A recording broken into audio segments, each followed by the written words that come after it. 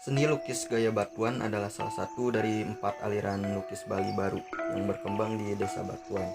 Aliran ini telah terpengaruh oleh aliran luar seperti gaya Eropa. Teknik dan media yang digunakan pada gaya ini lebih variatif dibandingkan dengan aliran Bali klasik, dengan tema yang lebih variatif juga.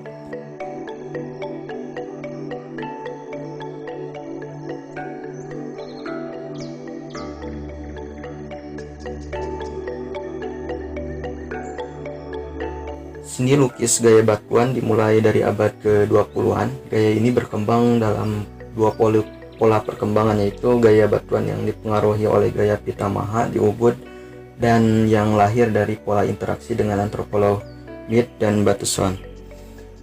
Untuk langgam pertama yang dipengaruhi oleh gaya Pitamaha memiliki karakter lukisan dengan warna yang cenderung lebih cerah dengan warna-warna yang monokromatik, coklat kemerahan atau kuning tanah. Langgam ini dipelopori oleh Ngendon, Reneh, Ida Bagus, Togog, Jata, dan lain-lain. Sedangkan langgam kedua yang lahir dari pola interaksi tadi melahirkan stilistik dan pola pewarnaan hitam putih.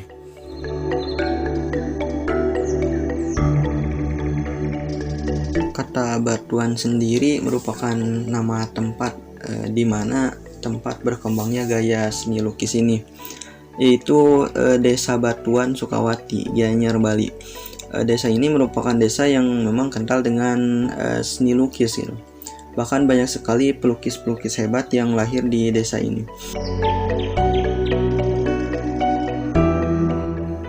Lukisan gaya batuan senantiasa mempertahankan nilai-nilai yang ingin disampaikan lewat karyanya, yaitu nilai-nilai seperti pendidikan budi pekerti yang terkandung atau diserap dari kisah Mahabharata, Ramayana, Tantri, Calon Arang, dan juga berbagai cerita rakyat lainnya yang berkembang di sana. Adapun nilai-nilai yang paling umum yang bisa dilihat dari lukisan batuan adalah tentang dharma, yaitu kebenaran atau kebaikan yang melawan adharma, yaitu kejahatan yang pada akhirnya dimenangkan oleh dharma gitu. Tokoh-tokoh atau figur-figur dharma yang sering muncul adalah para dewa, Pandawa, dan juga Rama. Sedangkan figur-figur adharma diwakili oleh pihak raksasa, Butapala, Kurawa, dan juga Rahwana. Sedangkan gambar visual lainnya seperti tumbuhan, binatang, dan hanya sebagai dekorasi atau hiasan penunjang dalam konteks peperangan dharma melawan adharma tersebut. Namun berbeda dalam kisah Tantri, justru para binatang memegang peranan penting yang ada di pihak baik maupun juga pihak jahat, karena kisah Tantri merupakan cerita fabel gitu. Selain itu, seni lukis gaya batuan juga mengandung nilai-nilai kebersamaan, kekeluargaan, dan gotong royong. Hal ini bisa dilihat pada karya-karya yang bertema kehidupan sehari-hari atau ritual-ritual adat agama.